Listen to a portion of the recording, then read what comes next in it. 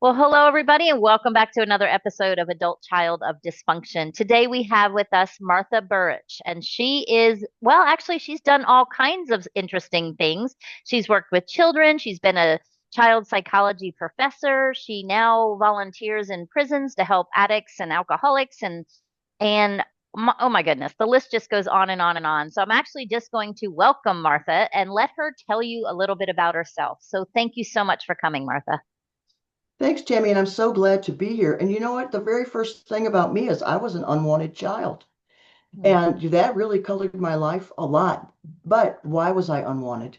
My father was a terrible alcoholic and gambler, and he gambled and drank all the money away. So my mother already had two children, my two older brothers, a 6-year-old and a 1-year-old. And then when she got pregnant with me, her first thought was, I can't feed the other two. What am I going to do with this one? How am I going to help this one? So I always had that feeling all my life that I was a burden. My mother loved me. She was a good mother. I hope I don't start crying. But I definitely I was a burden because she had so much on her mind, and life was hard for her. So that did definitely distort my beliefs and my feelings and how I grew up. And it affected me a lot because most of my family was very social. My brothers were very social. My mother was very social, and I was always a loner. So, as we talk about things today at Adult Children of Dysfunction, why was my dad an alcoholic? Well, my father was a prisoner of war of the Germans for 2 years in World War II. Now, I would think that that would affect his life somewhat. You think? So, we can't really blame him, but then again, people have come out of worse circumstances and not had their children starve and do other things. So, we also have to talk about forgiveness. There's so much in my background to unpack. Right. There's an old word. But you know what? What's the point? The point is the past doesn't equal the future if you don't let it. And that's really something that we definitely want to talk about today because whatever happened to you yesterday, today's a new day, and we have to learn how to handle it and move on with our lives because people need us. No matter what you think of yourself, somebody needs your experience, your knowledge, just your presence. So you need to get over it. Goodness, I'm really getting on it quick today. You I was need going to to say get you just over jumped it. right in. Yeah, Yeah. get over it now because otherwise, people who need you are not going to be helped by you because you're too busy with your own ego. And now I'm going to bring up one more thing, Tammy. People think that big ego means that you think too much of yourself. No, it's the other way too. You think too little of yourself. You think you're worthless. That's an ego problem too, which we might get into more later. So, if you don't think you're good enough, you're wasting your time and everybody else's. It's time for you to start thinking, how can I be useful in this world? If that means you're going to walk a dog, whatever. There are people who spend all their time with animals and they are doing wonderful work in the world. There are people who spend all their time with insects, with birds, with whatever. And you know what? You have to determine where's your mercy. Can you play guitar? Can you play piano? What do you do? Do you draw? Do you crochet? Do you knit? You have talents and skills that other people need. And it's time to start stepping up to the plate and being useful. Well, All that's right. a very straight to the point and no holding back kind of that's and it's exactly right.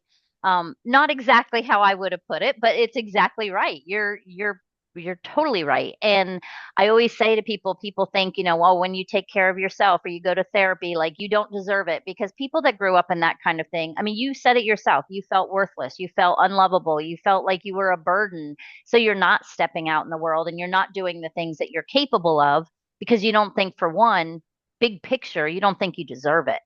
And Mhm. so a lot of people, think, oh, self-care, that's selfish. But I agree Mhm. with you. I always say the most selfless thing you can do is give the world the best of you.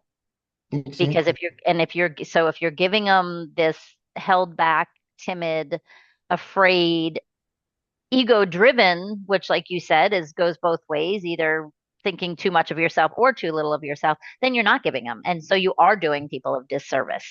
Unfortunately, again, and that's why we're here on this podcast is because so many people feel that way, but people don't know how Mhm. to undo it.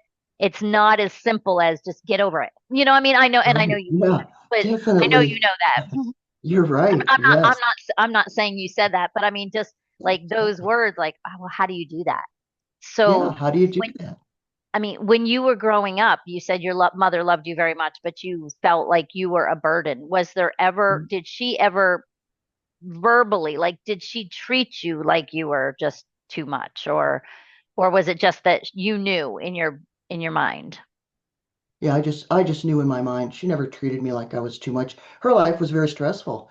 So, no matter what she did, I think I always had that feeling that somehow I don't belong here. And then I was, of course, insecurely attached. Right. So yeah, I remember Tammy, at age 15, my mother and I went shopping at a department store and I lost her. I started screaming in the middle of the store, Mom, Mommy, Mommy. Oh, she was so mad. She was so mad at me. I embarrassed her so much. But that's how insecurely attached I was. I just felt like I had to know where my mother was at all times. And that's just some of the things that happen when you grow up and you don't feel, and you're scared, and you're Right. scared. And it goes, and it could go on the flip side where at 15, I wanted nothing more than to get as far away from my mother as possible for the same, for some of the Yeah. same reasons, but different kind of attachment or Mhm. disattachment situations. But so what are some things that you did? Like, when did you realize, okay, my past doesn't define me? At what Well, point did you? you make such a good point. It is a process, and sometimes it's a very slow process. I started to see, I had a therapist at age 15 because I knew something wasn't right. And we had to work on me saying hello to people. I was so introverted and so afraid of people's opinions of me that I didn't even know how to say hello to people. If someone smiled at me, it would make my day because I thought I was just so useless and stupid and dumb and everything else. None of which was true, but that's what pretty much clouded my thoughts most of the time. So we had to work on that. And luckily, I was real responsible, so I did well in school, well enough, and I had a job, and I was I went to my job every day and did my work, and I was responsible at work. And so, the therapist said, Martha, I would put you in the hospital, but you go to school every day, you're doing good, and you have a job, and you've had it for more than a year, and you're doing well. So we'll just work on things outside, and that's pretty much what we did. And then it was, always a process. And then I went to college, and I did get kicked out of two colleges, but I went back. So, no matter how many times you failed, you got to get back up. And that was my mother. I was crying to my mother one day. I said, what am I going to do? I can't go back to school. I had a 1.0 GPA. That's a D. I And she beat said, you. I had a "Oh, 1, 2, 3, and I thought that oh, was so like, cool that I had a yes. numerical like streak. Like, well, I wasn't a 1, 3, 4. It was a 1, 2, 3. Wow, wow. Like I'm the biggest loser in the world. My life will always be terrible. And my mother said, you know what? You march right back to that college and you ask them to let you back in. You tell them you're going to do right. And I did. I went back and the guy said, okay, yes, 6 months probation. You better make a C and above on everything and change your ways. And I did. I grew up. That was a consequence that helped me to grow up. And that's why consequences are important, not punishment, consequences. That's why Right. reality, you need to let children experience reality. It's part of my parenting method, the 3 L's of parenting. Love them enough to say no. People who don't accept no for an answer become very unpleasant human beings. They also don't know how to say no to themselves. So they Mm. become obese, drug addicts, alcoholics, just violent, unpleasant people who don't understand that other people have needs and wants, and society can go much better if we follow certain rules. Well, anyway, Well, so yes. love them enough to say no. Lead by example. Stop telling them to behave one way when you're doing the opposite. Don't smoke. Don't drink. Right. So lead by Do as I example. say, not as I do. There you go. Be How the many be the times did I person hear that? you Thousands. want to see in the world. Oh, go ahead. How many No, times did you hear that? Yeah, I say, not to say. Yeah. mhm. Exactly. And my mother was the example. She was very responsible. She didn't drink. She didn't smoke. She was a very, very lovely human being. And I was very fortunate to have her as a mother. Anyway, let's go on. So be the example you want to be in the world. So stop talking about the other people don't do this and do that and blah, blah, blah. No, you do what you need to do. And don't worry about what they do. You do the right thing. All right. So be the example and let them fail. For goodness sakes, Let them go after the job that they're totally unprepared for. Experience the application process, experience, not getting the job. And but when we don't let them fail, they become quitters. And we all know the story. Quitters never win, winners never quit. If you really want something, you can't quit. Go for the job that's way above you. Okay, you're going to be rejected, possibly, but you may learn. You probably, if you're smart, you'll learn a whole lot. You'll learn a whole lot. So get your eyes open. Stop accepting what you really don't want because you think that's all you can get. That's what happens when people marry people that they really aren't that interested in, but they think it's the best they could get. People take jobs that they're totally overqualified for, but they think it's the best they can get. And then they're not happy and they don't do a good job, et cetera, et cetera. So, you know what? Let your children fail and let them be disappointed and say, gosh, that's tough. What do you want to do about it? I want you to recap, just give the three bullet points because it was love your kids enough to say no. What was the second one again? For just to refresh, to recap Yeah, for people. yeah, exactly. Lead by example. Lead by example. Okay. And let them fail. And Yes. yourself. You know what? You got to go out there and fail. Ask people for stuff and hear no. No, no, no, no, no. Until, a lot of times people are so afraid to hear the word no. So then reverse it. Why don't you do an experiment? Start going up to people and saying, will you give me $1? Will you this? Will you that? Just see what happens. The average is it's out of 10 asks, you get 9 no's. Well, then on the 10th one, somebody will say yes to something, or just ask your kids to do stuff, do pick up your toys, do this, whatever. And so just do an experiment. Don't make it about you. It's just about, oh, it's what works, what doesn't work. We make too much about us. We're so darn defensive about everything. And I'm going to get into this real quick. As parents, and as parents, as people, whenever someone criticizes us, we get ourselves all bent out of shape and we try to defend ourselves. It's a waste of time. You know what? If somebody criticizes you, say, well, that's very interesting. Why do you say that? Right. Then you can get some information. Don't be defensive. Nobody wants to hear your defensiveness. They don't even care. They Right. just want Eh, you to go. oh, no, no, no. Go ahead. They want you to do the right thing, do it right, whatever. Right. And And sometimes that, they just want to hear themselves talk. So right. you have to accept that too.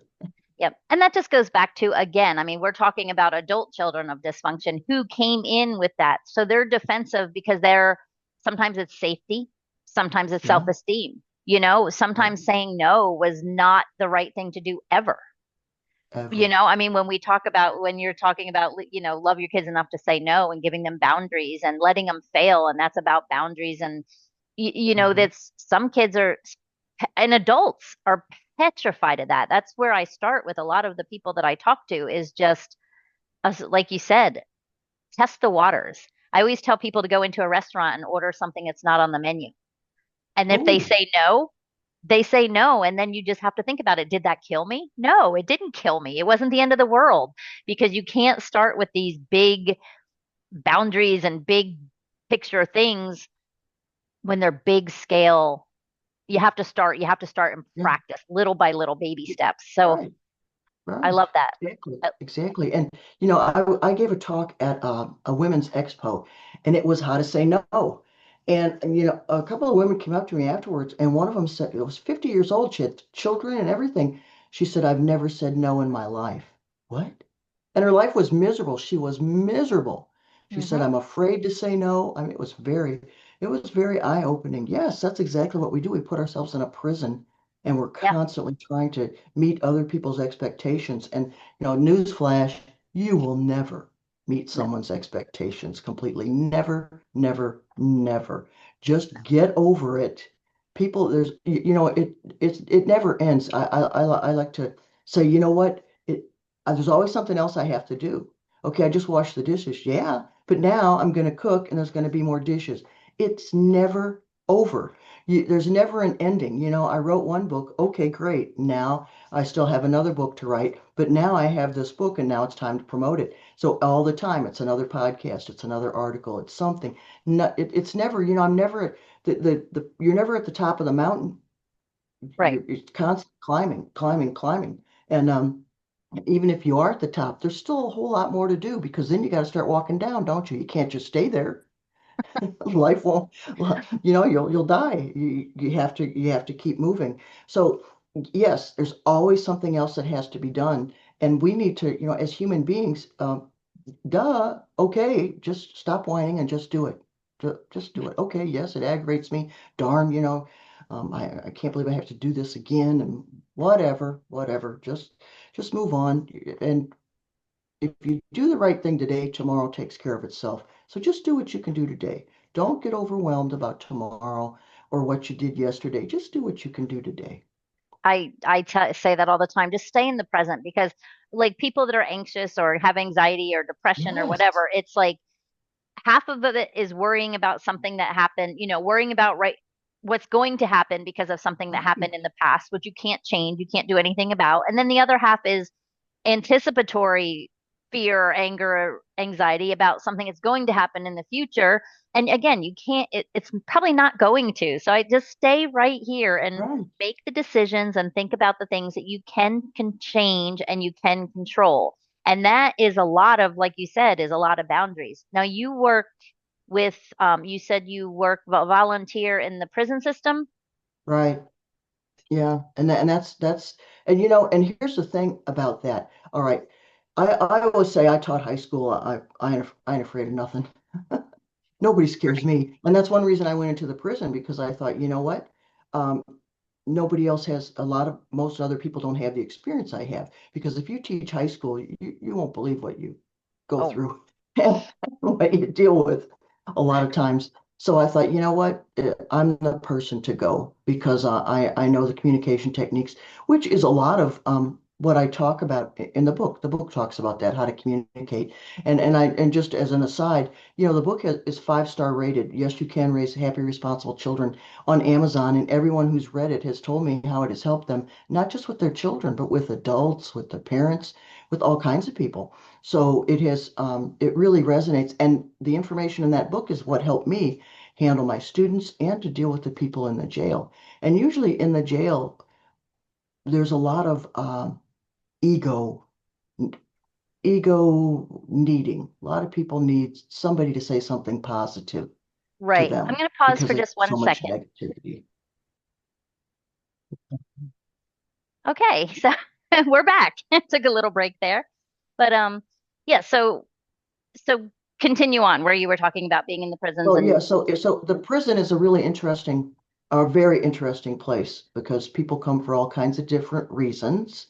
And I've met some really interesting women there. But let me tell you about one. She's been released since.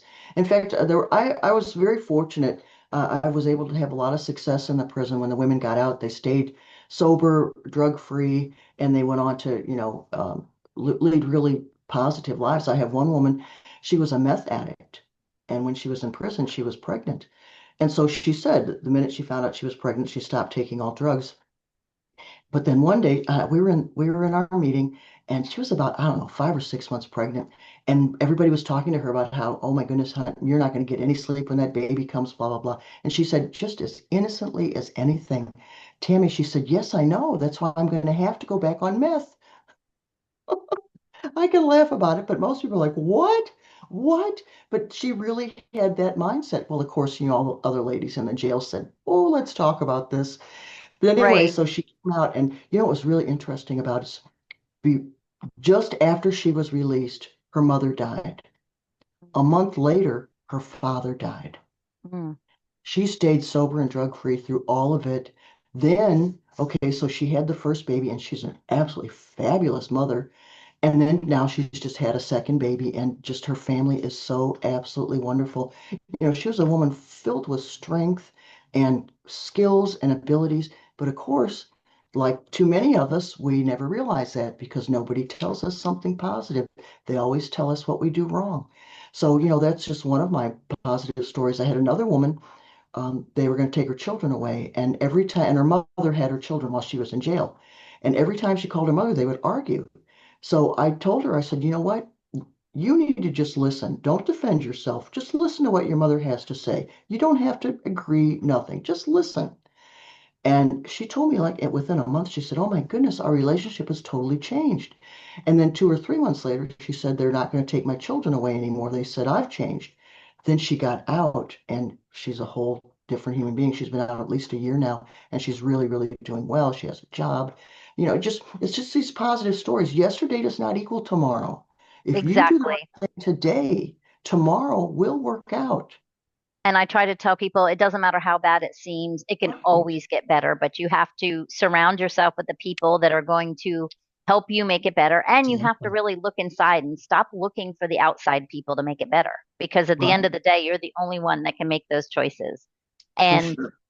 I talk to people, especially, I deal with a lot of people whose parents were alcoholics. Both Mhm. of mine were Mhm. alcoholics. My mom was a drug addict. And so yeah, I came out with that I can make the bad choice or I cannot, and it took me a while to actually see that it was all about my choices. I could, you have to stop, and no matter how hard it is, you have to stop and you have to look at your part in it. But you made a good point in the very beginning when we were talking about, and I say this on so many different podcasts that I'm on, is when you start looking at life as happening for you and not to you, you Mm. will make a major mind shift. You do because you learn from the things. I use examples like a DUI. I mean, people are in prison for just making one bad mistake sometimes. Mhm. Mhm. One Yeah. moment of lapse of judgment, and how many years do you spend beating yourself up about that and just Mhm. going into this guilt? I Mhm. call it that guilt spiral where it just keeps going and going and going. And it's like the person that has no self-esteem, they spill a glass of milk and you're like, "Oh, I'm so clumsy." And then it's like, "Oh, I suck." And then I'm like, "I'm terrible." And by the time it's over, you're the worst person in the world for spilling milk. Mhm. So Mhm. Mhm. it's like just nip it in I use not, I mean, I have a very straightforward approach too, but it's like, nip it in the bud, flip it. What did you learn Mhm. from it?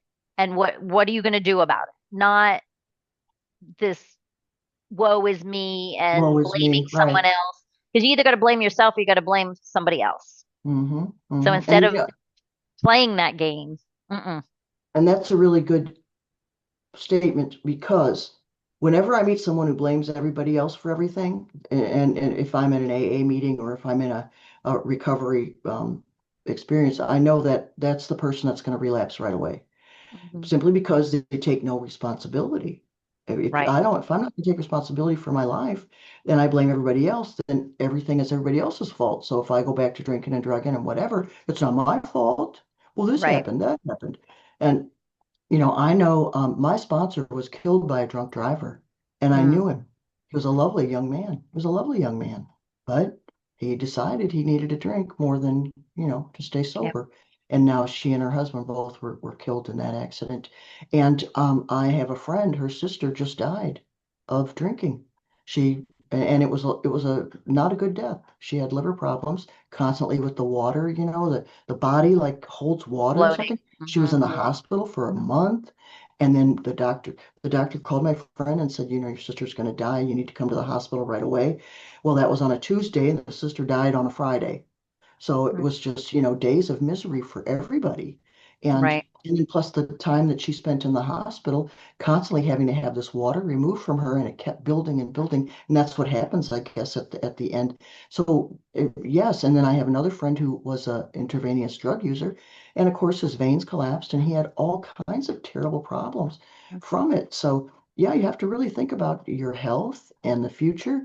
And do you really want to spend all the rest of your life in a hospital or in a nursing home or in a facility where you have to be cared for?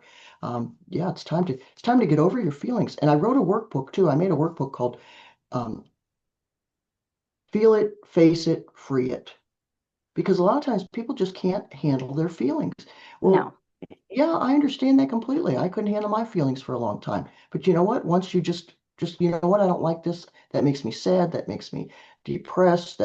I hate to think about that. Well, guess what? If you want to move on in life and be useful to other people, feel it, face it, free it. Do yep. it.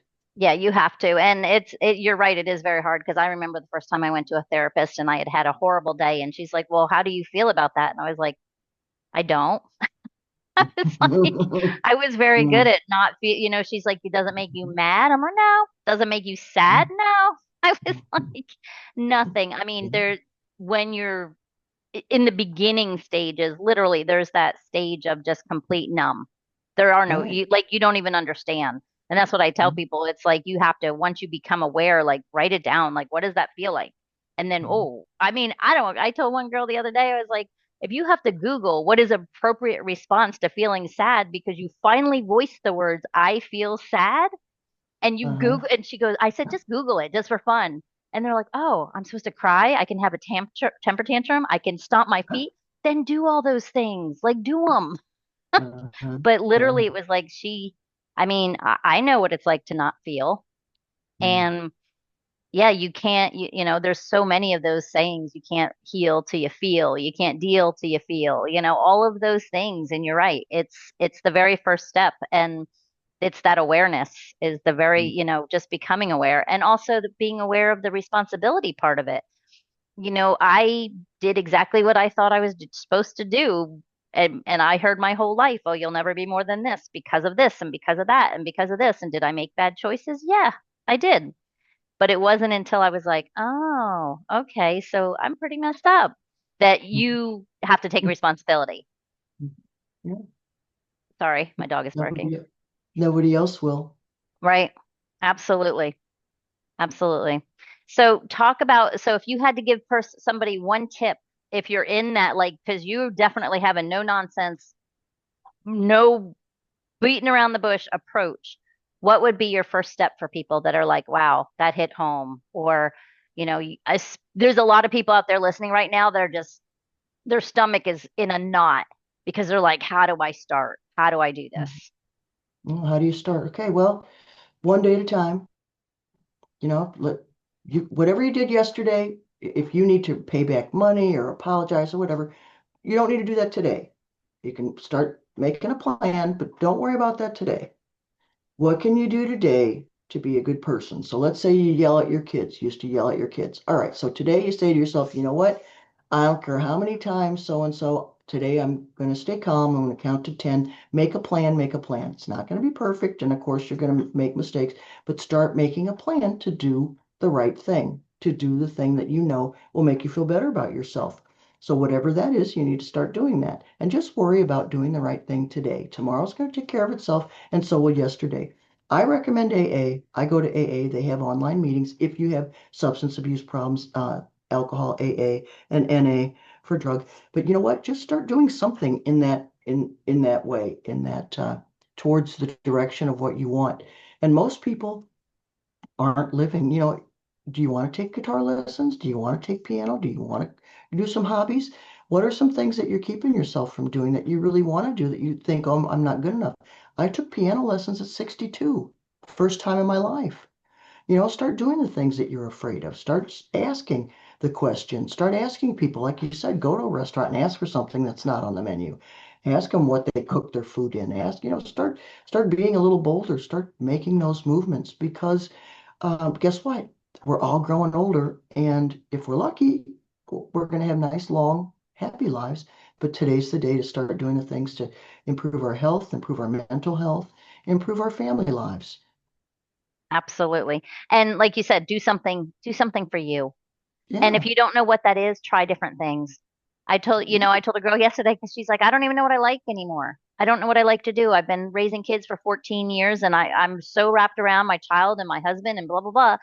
I said, close your eyes and picture what the perfect day would be. And she's like, it would be literally sitting on the beach. I said, how far away is the beach? She said, 40 minutes. I said, get in your car and go. Wow. Just Wow. go. So close. So close, Like, but so far. but so far. And I was like, how long have you lived 40 minutes from the beach? And she's like, 6 years. I said, how many times have you gone? And she's like, three. I said, Mm. well, that's got to stop, right? Like it's so, but if you don't, and she's like, well, I used to love arts and crafts and now it just irritates me. And I'm like, well, Mm. find out what irritates it about, what irritates you? And she's like, I just, it has to be perfect. Well, then we're going to work on letting go of that because Let it go just perfect. do what makes you happy just for a few, even sometimes 1 to 3 minutes a day, if that's Uh-huh. where you got to start, you Well, know? I read the Bible 10 minutes a day. because the Bible's pretty tough. And Yeah, I it's a hard and book so to I get set a through. timer. I set a timer and I said, okay, you have to read for 10 minutes. You can read more if you want, but never less. Right. And it took me a year, but I did it. Yeah. It's like some people say, I don't like to journal. Well, just do one sentence. Yeah.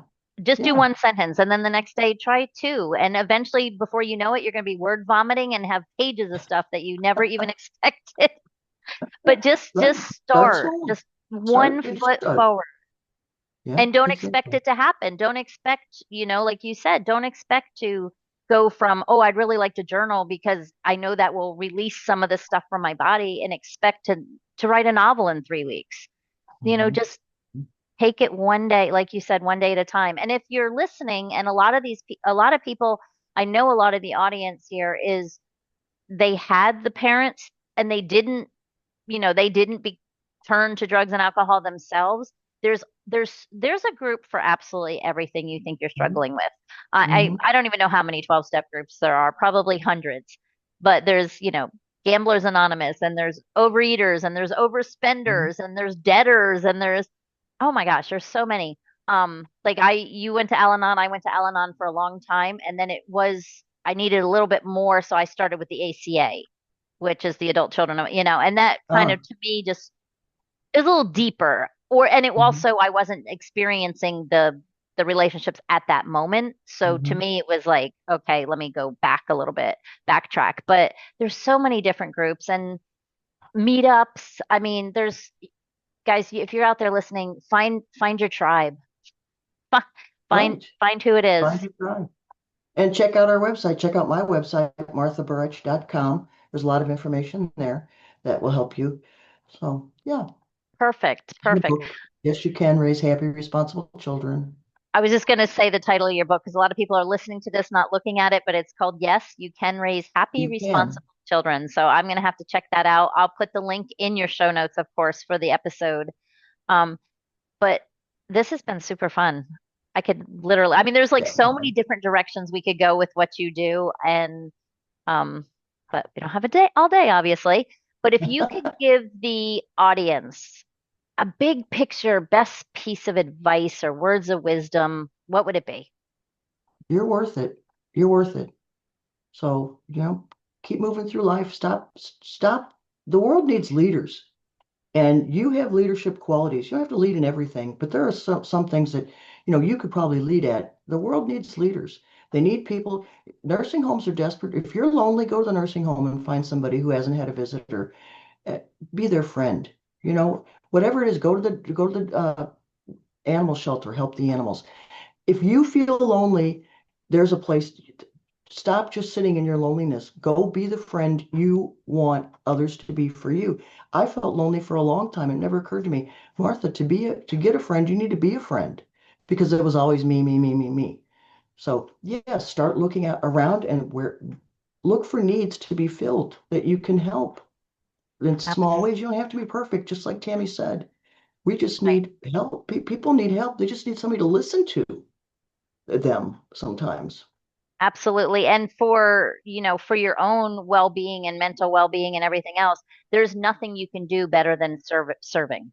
If you're That's right. serving other people, your esteem, your self-confidence, everything is going to go up because you're doing something that makes you happy, and it's not ego driven. It's not about you. It's about helping other people. So I tell people, and you're just, the more of that positive energy you can put out in the world, the wish everybody could just do one thing to make someone happy. I used to tell my kids when they were little, just watch the difference when you tell the lady in the grocery store that's bagging your groceries to have a blessed day.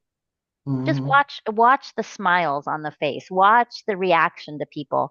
Just the tiniest little thing, because you never know when a comment you make or a smile you give to someone literally could save a life. You never know. Good point. Yeah, Definitely. right? So, Yes. oh, so be that to the world, and know that, like she said, know that you're worth it for sure. Thank you so much for Martha for coming on. Thank you, Tammy. Loved it. Really good Yeah. experience. You're a wonderful interviewer. Well, thank you. And I absolutely I want to get your book, and I want to hear more about what you do, and everybody else in this, check out the show notes, go to her website. She's got some stuff there. Grab her book. Um, and know that you are worth it. I think if you listen to the end of my podcast, my outro is you are way more than enough right here, right now. So you all have a blessed day.